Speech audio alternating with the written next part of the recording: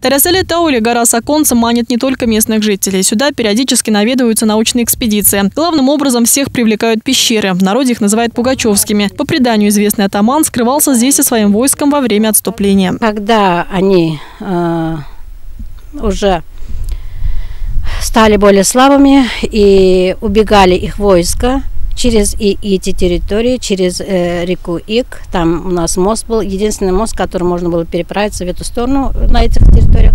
И они переправлялись оттуда, вот, прятались, жили очень долго.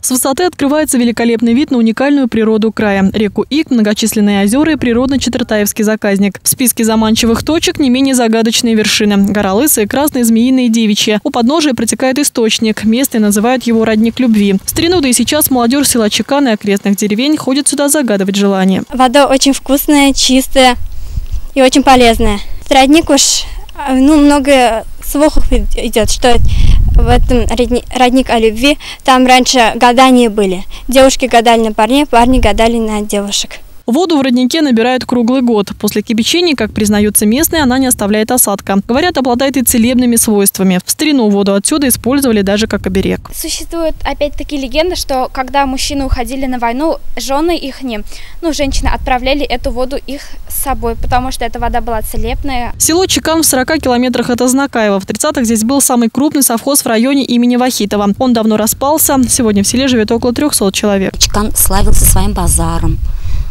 Очень большое село было, говорят, уж вот наши бабушки даже приезжали сюда на Чеканский базар.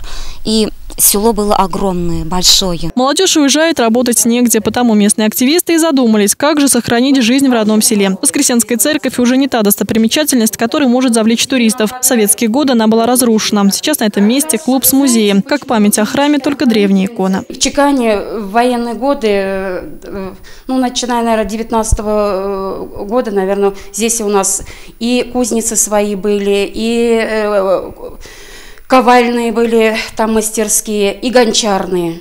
Вот на эти, как говорится, кувшины у нас сохранились. Ставку на уникальные места деревни Чекан решила сделать местная учительница. Назира Хайруллина разработала экологический маршрут. Правда, чтобы принимать туристов, нужно создать комфортные условия. А пока нет даже моста, чтобы проехать к горам. Весной переправу просто размыло. Местные надеются на помощь района и верят, что их Чекан станет новым туристическим брендом Азнакаева.